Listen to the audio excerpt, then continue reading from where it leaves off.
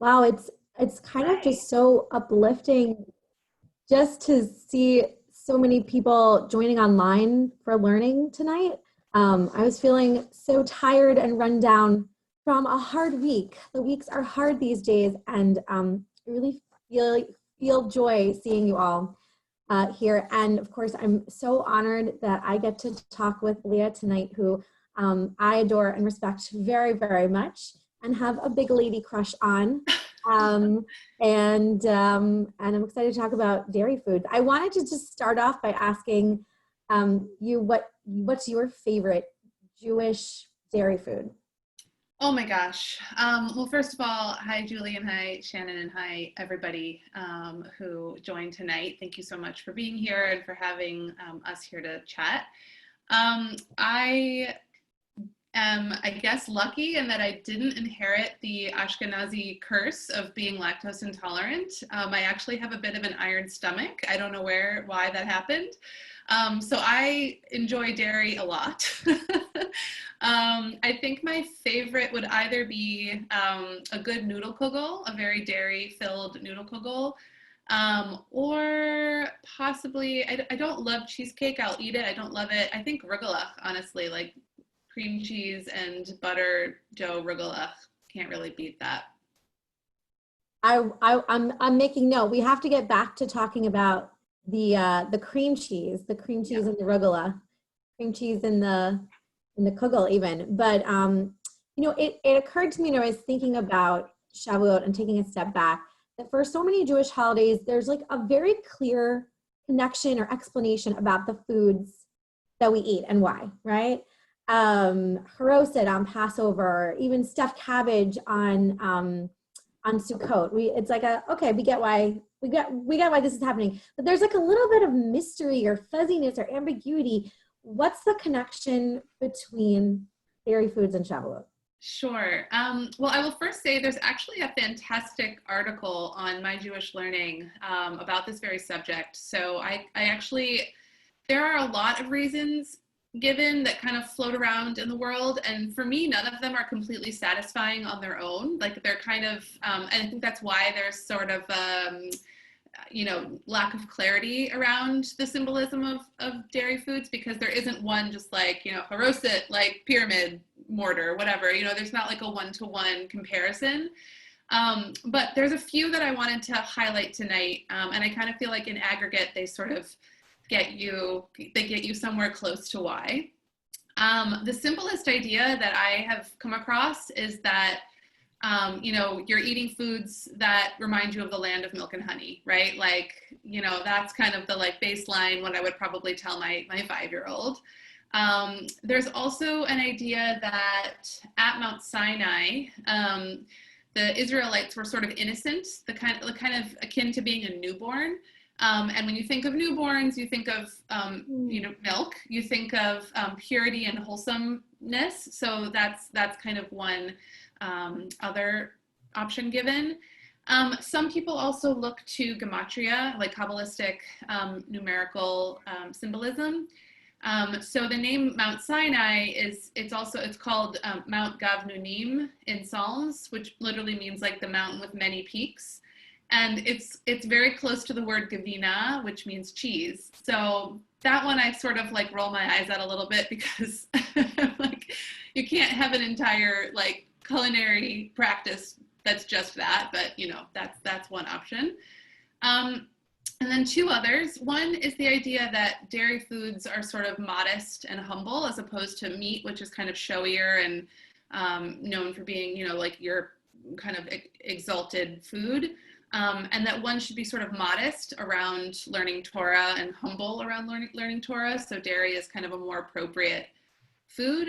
And then the last one that I hear frequently is it has to do with like the spiritual development of the Israelites when they were at Mount Sinai, right? So before they were given the Torah, they were not bound by any of the laws of the Torah. And after they received the Torah, they were immediately bound by all of the commandments. And so the idea is that they went back to their camps after being given these commandments, including kashrut, the laws of kashrut and couldn't eat the meal they prepared because the animals hadn't been slaughtered in a kosher way, right? So instead of having to go out and slaughter a bunch of more animals according to kashrut, they went for dairy. So that's another example. Explanation of why dairy. So I don't love any of them, but I love them all kind of together, and I love sort of the ambiguity around it. And whatever the reason, like if there's a holiday that can focus on dairy, why not? So I love that. I love that explanation about humbleness and modesty around relating to, you know, a non-meat meal and also to the study of Torah. I've never heard that one, and I really love it. I feel like there's always this, I don't want to say excessive, but like there's this fixation on meat being so special, and it can't be a holiday or Shabbat even without meat. I know my husband feels that way. And I love that there is a holiday that's dedicated to dairy, but it's actually not the tradition for everyone, right? That's true. Yeah. Well, the first thing I would also say is we often forget that, Shavuot commemorates the wheat harvest, right? Like we've been counting the Omer, which is essentially was the counting of the barley harvest, because Shavuot is a historical and religious holiday, but it's also an agricultural holiday. So Shavuot marks the moment where you stop with the barley season and you start with the wheat season. So having, foods with wheat is actually also a big part of Shavuot, which I wanted to add. But yes, it's true. So, eating dairy is something that happens both within Ashkenazi and Sephardi cuisines, but there are some outliers. One of the ones that I know of for sure is Yemenite Jews do not eat dairy specifically on Shavuot, at least traditionally. I'm sure many Yemenite Jews who now live in Israel have probably taken up the practice. But traditionally, Yemenite Jews are sort of separate from Ashkenazi and Sephardi. They kind of predate or sort of developed separately from those two strands of Jewish culture. So they would eat, meat and pita or flatbread and hilba, their fenugreek spread, and things of that nature. So there are a few outliers that don't follow that. Is that because I know in the Yemenite tradition that so much of their food is vegetarian? There's a lot of bread, there's a lot of vegetable soups. Is the opportunity to eat meat marking something that's special because it's a holiday? I think that probably has something to do with it. There is a tradition of dairy. It's not so common, but they do use samne, which is clarified butter, similar to ghee. So it does exist within traditional Yemenite cuisine, but I think, I think it's just a culture and a cuisine that kind of developed separately from kind of the rest of the Jewish world, and so they developed a different tradition. That's so interesting. I wanted to share that somebody wrote to me that looks like somebody's enjoying some cheesecake right now. Oh. And I can't think of anything better to be doing while learning about dairy foods to be having some cheesecake. Absolutely.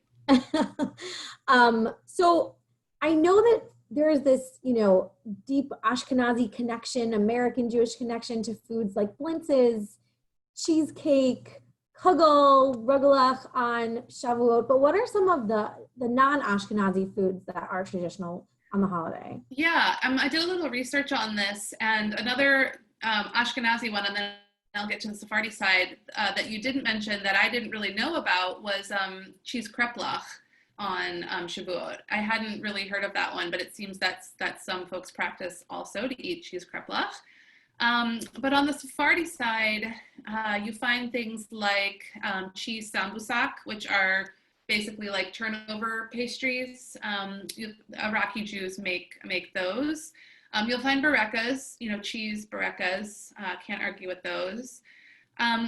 In Syria and other parts of the Middle East as well, you'll find atayef, which are cheese-filled pancakes. Shannon, I'm sure you're familiar with most of these foods, but for folks who don't know, they're basically like thick crepes. Like they're in between like a regular like flapjack pancake and a crepe, and then you fry one side and then you fill it with either like chopped up nuts and maybe some dates sometimes, fold it up, and then you deep fry it. So it's just this like fried filled pancake that you eat with sugar syrup poured on top. So that's one. And it often can be made with cheese also. There's something I had never heard of that is an old Sephardi dish called Siete Cielos, which means seven heavens. It's actually a butter and milk enriched bread that also is flavored with either arak, the anise flavored liqueur, or ground anise seed, and it's got this beautiful like adornment of imagery that has like literally it's like bread, like a big show bread with Mount Sinai kind of like woven into it and other symbols kind of adorning the dough. And it's not really all that common anymore. I think it sort of died out, but you do sometimes find it, I guess, in places like Morocco and Tunisia, or at least in those communities of Jews. It's also eaten on Lent for folks who are not Jewish, so it's one of those crossover breads.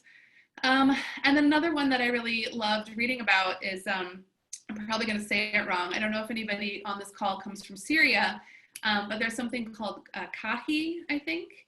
It's this super thin kind of buttery dough. It's almost like phyllo textured that gets folded over on itself and fried and then sprinkled with confectioner's sugar. So definitely falls into the realm of things that I would like to eat right this minute. Like cheesecake in one hand and the kahi in the other hand. So yeah, there's definitely a lot of great,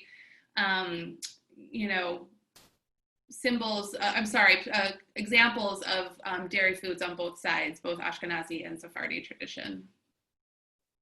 I was really like relaxing for the night with my tea, and now I'm like, no, I really need something sweet. A couple of tres leches y dulce de leche tortas. That sounds, yes, that sounds great. Well, I wanted to like fast forward a little bit and talk about this like American connection to cream cheese. Mm-hmm. It feels like Jews and cream cheese have this like deep connection. I know I had to go out and buy 4 more blocks of it this morning for my own family. But there is like a little bit of a fun history of cream cheese.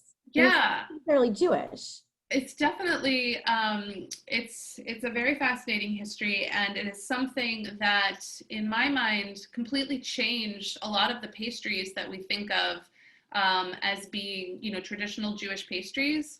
They were something different in Eastern Europe, and when they came here, the addition of cream cheese made them sort of uniquely American takes on those dishes. So before I get into the history of cream cheese itself, I'll give a couple examples.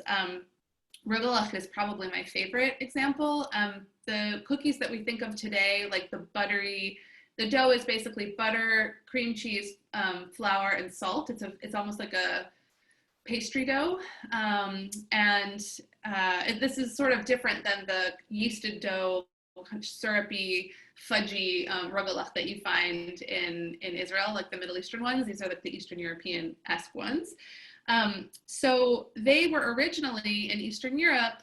They're descendants of a cookie, like a crescent-shaped cookie called a kipfel or kipferl, depending on where you're from. I think it's also called kifli in different parts of Central Europe. And they were like crescent-shaped rolls or cookies, and they didn't have cream cheese in them. They were a butter-based dough. And when they came to America, people started adding cream cheese to them. So that's kind of one great example. Cheesecake also. So Käsekuchen, which is the Yiddish German term for cakes made with cheese. They would be made with things like Topfen, which is pot cheese, or Quark. I'm probably saying that wrong, but it's like it's a German kind of Central European pot cheese. Or other white cheeses, and they were much lighter, they were kind of fluffier, and they were not nearly as dense and fudgy as cheesecake is today. And the reason cheesecake went in that direction is because people started adding cream cheese, and in some cases, like basing the cheesecake on cream cheese. So it's just kind of interesting to see how these dishes kind of evolved once they came to America. So cream cheese, people might think that like lox and cream cheese and bagels have existed since, you know, the time of Mount Sinai. That is not true. Cream cheese was actually created in the 1870s by accident. There was a dairy farmer. This is sort of the accepted lore of cream cheese. There was a dairy farmer in upstate New York. I don't remember his name. And he was attempting to make a batch of neufchâtel, which is kind of like the French, it's a French soft cheese. And he accidentally added too much cream, which made it, you know, much richer. And so he added too much cream, so he called it cream cheese. And he, you know, he started selling it because he liked it, because why wouldn't you? It's delicious. And other New York dairies caught on to the practice and started making their own versions of cream cheese. Excuse me. And then in, I think it was like 1880-ish, a man named C.D. Reynolds started manufacturing this kind of new cream cheese under the name Philadelphia, which I'm sure everyone has probably a block of Philadelphia somewhere in their fridge. And there's kind of, it's not sure whether he was naming it after, there's actually a town in New York called Philadelphia, New York. It's a tiny town where there were like many dairies. Or if it was named because at the time, Philadelphia, as in the city in Pennsylvania, like that area was kind of known for producing high quality foods and high quality produce. So it's possible he was naming it so it would be like associated with like high quality. So it's unclear which one is real, but needless to say, once Philadelphia cream cheese became a thing, you know, it kind of entered the American and Jewish landscape in a big way, and really kind of changed everything. But yeah, I will actually, this is sort of a sidebar back to the bagels thing, but bagels and lox and cream cheese were never eaten in Eastern Europe. Like no bagel ever touched cream cheese or lox in Eastern Europe. That is a uniquely American sandwich. And I'm just going to tangent for 1 second because I think we have a second. This is not my history. This is Gil Marks of blessed memory. He was an amazing food historian who passed far too young several years ago. But in his wonderful book, The Encyclopedia of Jewish Food, which if you don't have it, you should get, he talks about the creation of bagel lox and cream cheese as being an analog or a whatever. It's too late for my brain to be thinking of the right words. Of Eggs Benedict, right? So Eggs Benedict is an English muffin with I think ham. Is that right? Yeah. And an egg and like a hollandaise sauce. And so Jews wanted to eat that, but because of the kashrut laws, couldn't. So the bagel stood in for the English muffin, and then the cream cheese stood in for the hollandaise sauce, and the lox was like the smoky ham-ish product. So I don't know if that's true, but I love that story. I figured this is a good time to share it.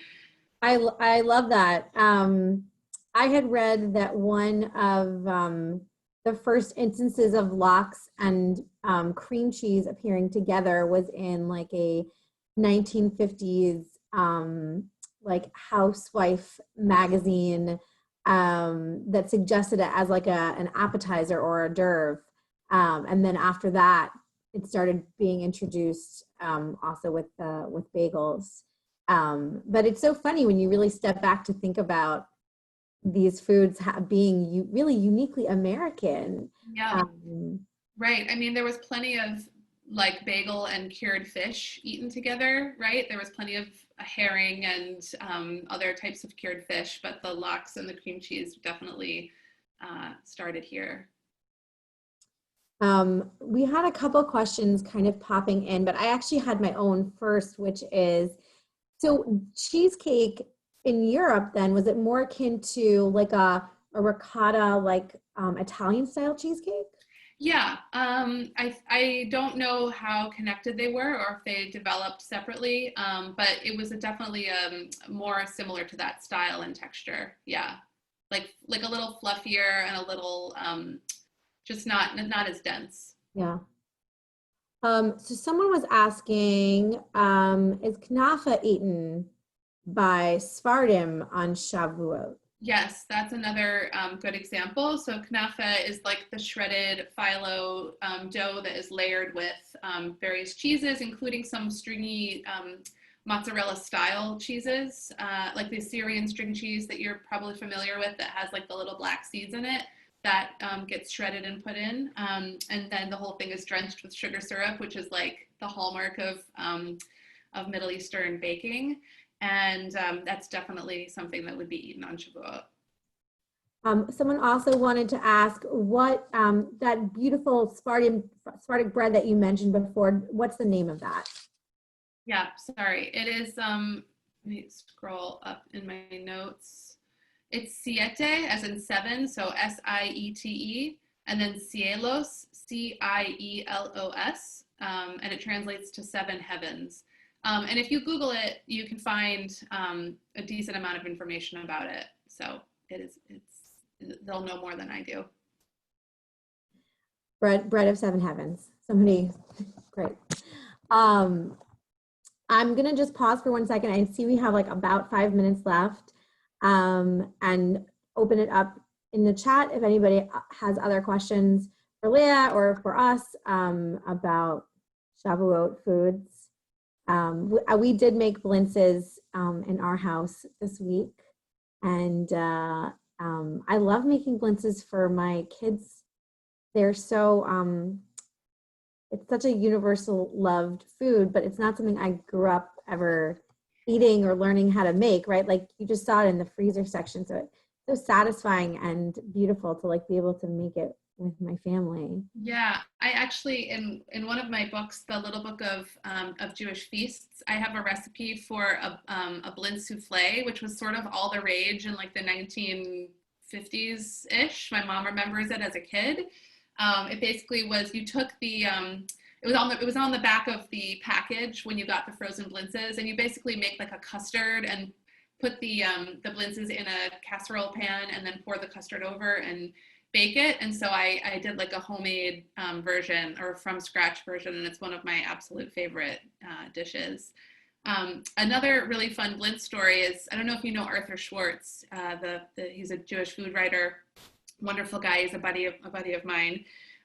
He told me a story about, I think it was either his aunt or his grandmother she was like a very, in his words, like a very kind of not vain, but like interested in her appearance type woman, and like always was very made up and like, you know, whatever. And she had these perfectly manicured nails that like all year round were like her hallmark. And the only time she would get them filed down was on Shavuot, because she wanted to be able to make Blintzes, and she was afraid that her nails would rip the Blintz wrappers while she was folding and filling them. And I just love that story of that, like the food was more important than like the appearance. So that it was that, and that it was that food. And that food in particular. Yeah. Exactly. All right, we actually, there are a couple questions I wanted to share. So what about fruits, since this is a celebration of the first fruits as well?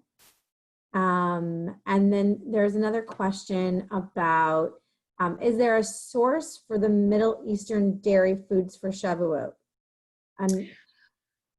Sure. So for the idea of eating first fruits or bikurim, that is also like a third strand of Shavuot food tradition. There's actually, you know, so it's the wheat, which would be part of the first fruits, and then dairy, and then be the bikurim, so dates and olives and the things that are like sort of biblical, because it is an agricultural holiday and it's kind of tied to the idea of like tithing.